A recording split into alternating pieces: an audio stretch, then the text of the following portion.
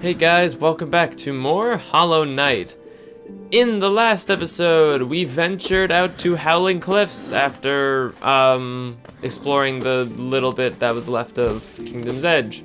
And in this episode, so yeah, the Howling Cliffs thing I honestly could have done at any time after getting the Super Dash, but I just kind of forgot about it. But so now we're getting to this episode, which is what I was originally planning to do after Kingdom's Edge.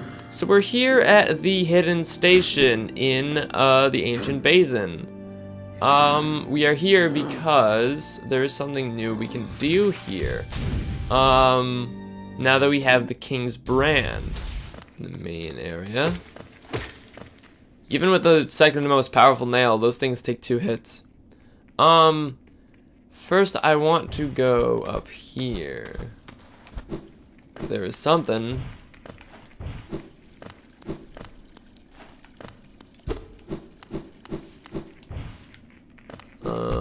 Ow.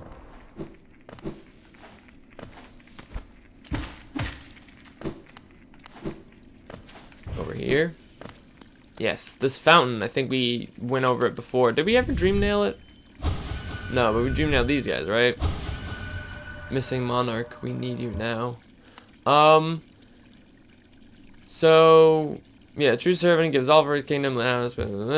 So you can drop all your geo into this fountain, but it actually won't take all. It'll take all of your geo up to a certain point. It will take a maximum of 3,000, and once it reaches that maximum,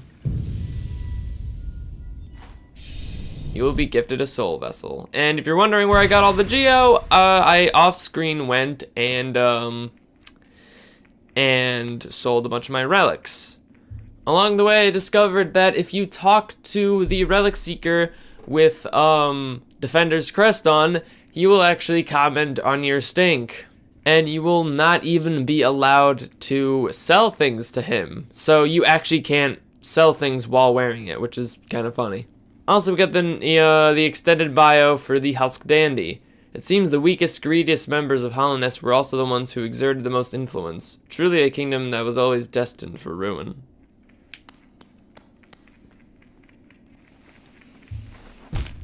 Oh, great. That happened. Okay, I wasn't looking at the screen. So now we're going to go down. Gotta be careful. Wait, actually, let me check what charms do I have on right now? Hang on, give me one moment.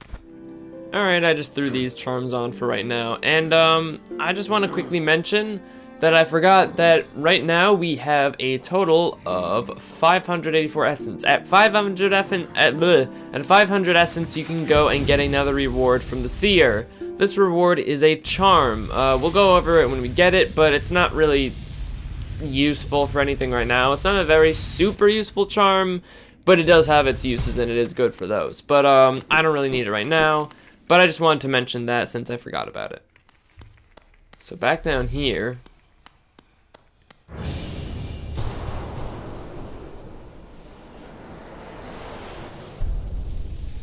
Now that we have the King's Brand, we can enter this doorway. And I just realized that there's one thing I want. Wait. You know what? Nah. I'll do it after. I want this moment to be epic. Got a bunch of floating platforms. Some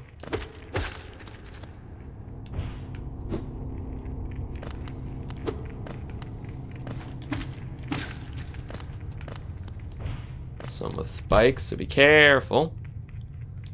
And okay, we're all the way back up here. Great. Ow! Fuck you.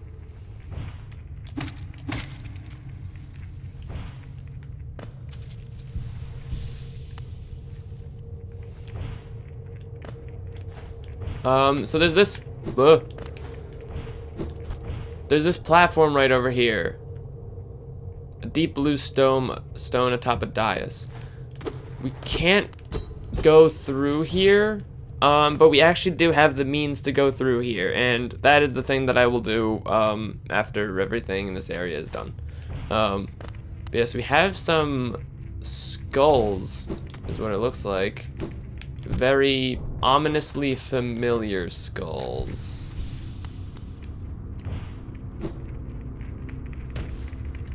There's actually a big chunk of money over here that you might want to grab.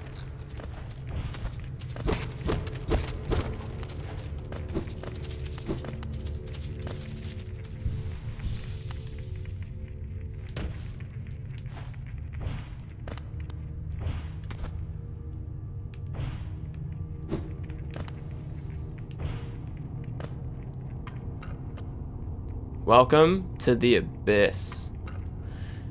And yep, the floor is made of bones, familiar bones. And occasionally spawning are these. They don't drop any geo, they don't give you any soul when you defeat them. They are siblings, fragment of a lingering will. And be careful. They do deal 2 damage. This is why I have these charms on, just because they can be a little bit annoying to deal with. So if we go to the left over here.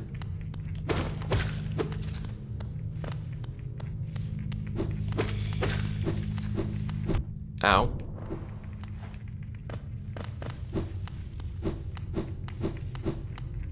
We have this room. Very ominous looking room. You're gonna want to remember that this is here. This is a place where we will be returning to for something later. We don't quite have the thing that you need to do stuff there. So can't do anything in that room right now, but just remember it for later. But anyway, coming back over here.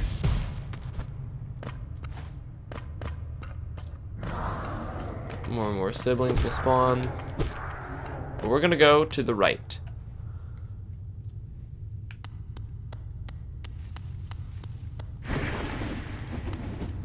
So yeah, we got some tentacles lashing out from this black liquid down here. Oh, careful. Ooh.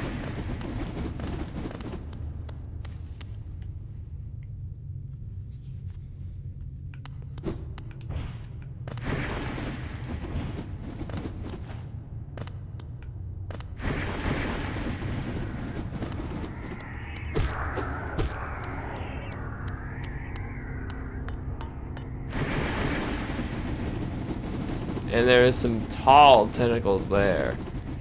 Because of those tentacles, you are not able to super dash across this apparent like ocean of black water, black goo. Ow. I think siblings always take 2 hits to kill. I think that might actually be a constant. Also, I probably should have equipped something better for soul gathering. I have grub song on, right? Okay, good. Because they don't give you any soul, so you actually got to be careful with these guys. I maybe should have also put on Defender's Crest. That might have been a good idea. Also, there's a glare on the right side of my screen. So... But yeah, so these guys are actually kind of a problem. Because you can't get soul from hitting them, and they can deal 2 damage, and they spawn from everywhere and move kind of fast. So yeah. But as you can see, they bear a similar shape to us in our shade. And they are called siblings, and we did see a lot of familiar bones around.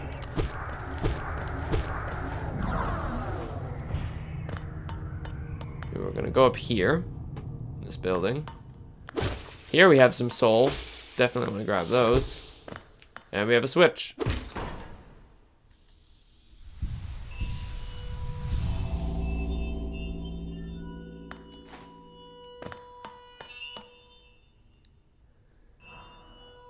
With that, we have turned on a light. Oop, fallen. But that light is actually raining down over here. It is raining down on the liquid. As you can see, there's no more tentacles. So, yeah, that's what we gotta do. Interesting. They don't really like the light, do they?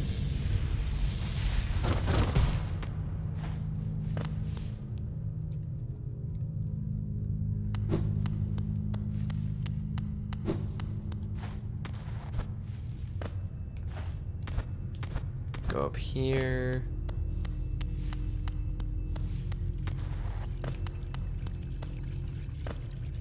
Oh, yeah, wait. Let me just show. If you try to go this way, there are tentacles blocking your way. So yeah.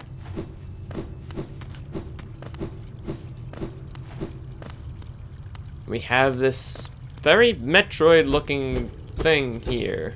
If we dream nail it. Oh, we can't.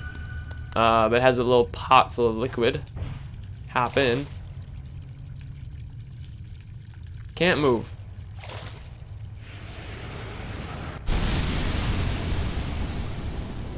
Absorbed the shade cloak. Press ZR to dash forwards, cloaked in shadow. Use the cloak to dash through enemies and their attacks without taking damage.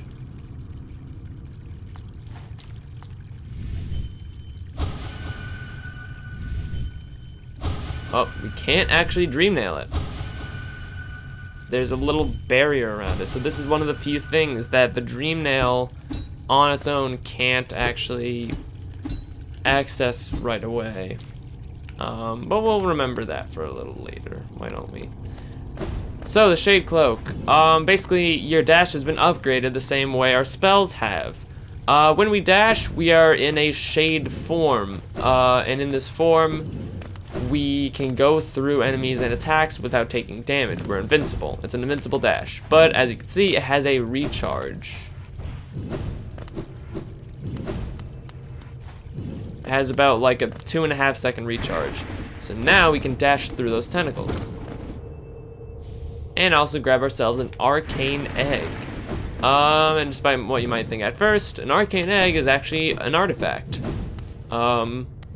Is a very, very old egg.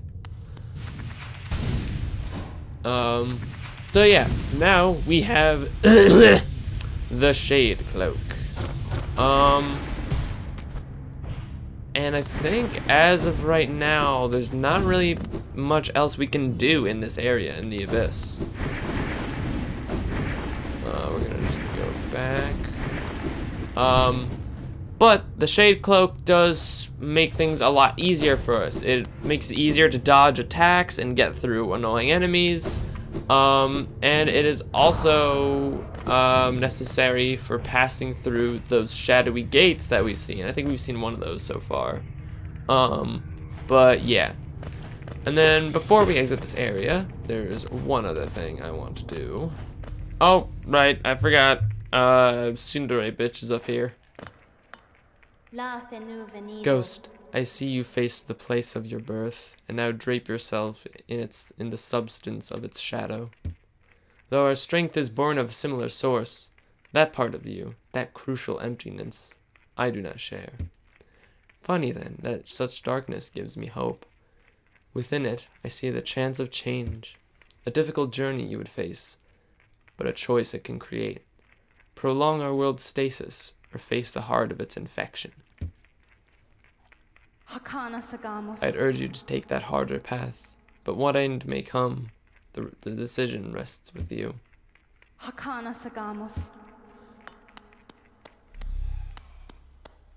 Oh, I thought she was gonna disappear. But yeah. So Hornet acknowledges that we are definitely on a path, and we have a big decision to make. To either keep the world in its stasis or face the heart of its infection. You might have an idea of what's going on, and if you played the game already, you already know. But yeah. One thing I want to do though is get that thing I was talking about. So we're changing our charm layout again. What we want is Joni's Blessing and Lifeblood Heart. And I think that should be enough. But just in case, I'm gonna throw on Fragile Heart. I'm pretty sure you only need these two charms. But what the hell? And yeah, I didn't actually show off Joni's Blessing, but yeah, let's actually look at that. So this is how many hearts I have: 1, 2, 3, 4, 5, 6, 7, 8. And then with Joni's blessing, 1, 2, 3, 4, 5, 6, 7, 8, 9, 10, 11, 12. Unless I somehow counted wrong. But yeah, so this gives you a lot more health in exchange for your ability to heal. And then throwing on 2 extra hearts, 2 extra lifeblood hearts, and yeah, we're a beast.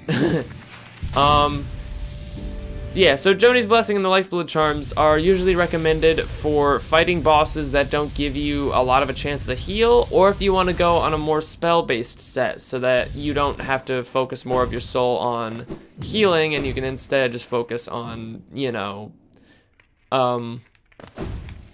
being able to just dish out spells constantly, because spells are very powerful. Anyway, we're going to fly over this way, and then be careful landing, because there are spikes. Gonna land over here. 1, 2, 3, 4, 5, 6, 7, 8, 9, 10, 11, 12, 13, 14. Yeah, you only need Joni's Blessing and Lifeblood Heart. I mean Lifeblood Core. I mean Lifeblood Heart. It's Lifeblood Heart, right? Okay. You only need these 2 charms in order to access this place, because that's how many blue lifeblood health you need in order to access this door. And inside, another very, very pretty area. Such a nice lifeblood blue. We have that same ambience from in Joni's Repos. Whoops. This isn't quite as pretty, but this actually provides a bit more of a platforming challenge. Ow. So yeah, and you want to be careful here. Fuck. You want to be careful here.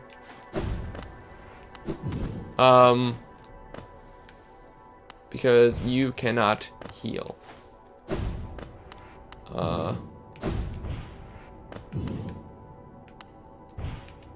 Oh, okay. Get some smoke. Steamed hams. Fuck! That really sucks. Okay.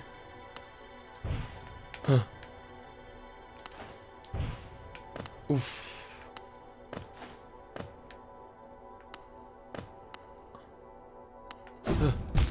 Shit. Oh, cool. Thank you.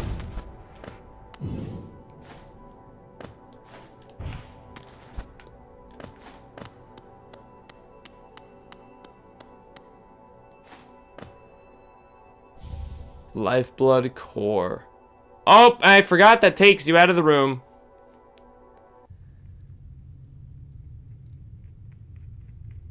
That takes you out of the room. Can you not go back in? I don't know if you can go back in. Shit. Okay. There was another path, and I don't remember what's down that path. And there was also something in the background that you might have saw that I want to pay some attention to. So I'll just throw up some footage of that real quick. There's a floating head with eyes in the background in that room. I forget what it's called in the files. I'll bring that up too, because it's interesting. It's a little mysterious piece of lore that might have just gone unused in terms of like being part of the lore. But it's an interesting little thing that people have talked about, and I just wanted to like, you know, point that out when I went in there. And it brings up even more of the mystery of Lifeblood and like what it is and where its origins are. And what really, like, you know, is it? Also over here, right here on the, oh, you can't see it. Well, there's another big money chunk on one of these platforms. Oh, and another one right here. And I'm just realizing I don't have Gathering Swarm on. Fuck. Ah, no. I want the money. Alright, well, whatever. But yeah, ow. So, right now, that's all we can do in the Abyss, as of right now. Remember that side room, though, and, yeah. But anyway, let's talk about this real quick. Lifeblood core is what we got. Contains a living core that bleeds precious lifeblood. While resting, the bearer will gain a coating of lifeblood that protects from a large amount of damage. So it's basically an upgraded version of Lifeblood Heart. One more, it costs one more charm notch, but I believe instead of 4 Lifeblood Hearts, it grants you, instead of 2 Lifeblood Hearts, it grants you 4. Let me check. Yep, it gives you 4. So it gives you double the amount of Lifeblood Heart for only 1 extra charm notch. So yeah, Lifeblood Heart, kind of shitty charm. Lifeblood Core, though, is okay. But typically, if you're going with Lifeblood charms, you may as well just do Joni's Blessing, and that already gives you a lot of health. But if we combine that with these two, okay, we're overcharmed, but whatever. And if we had enough charm notches somehow to also include Fragile Heart, which I think it is possible to do. Okay, well actually, that's the thing. Fragile Heart increases your health by 2 as well. So it doesn't matter if you use that or Lifeblood Heart, because the Fragile Heart gets converted to Lifeblood anyway. But so if we have all 3 of them on at once, we have, I think this is the highest amount of health you can have in the game. Oh wait, no it's not, because I haven't gotten all the mask shards, but this is close to the highest amount of health you can have in the game. It's a lot of hits, and it makes hard boss fights a lot easier, so I would definitely recommend getting all the Lifeblood charms. Very, very good to have on you always. But anyway, with that, we are done for today. So, thank you for watching, I hope you enjoyed. And in the next episode, see that thing of silk behind us? We're gonna go where that stuff's made. And trust me, it was a good idea to come here before then. The Shade Cloak will make it so much easier. Not that I won't, you know, die many times there, but yeah. So, I'll see you then. Bye-bye.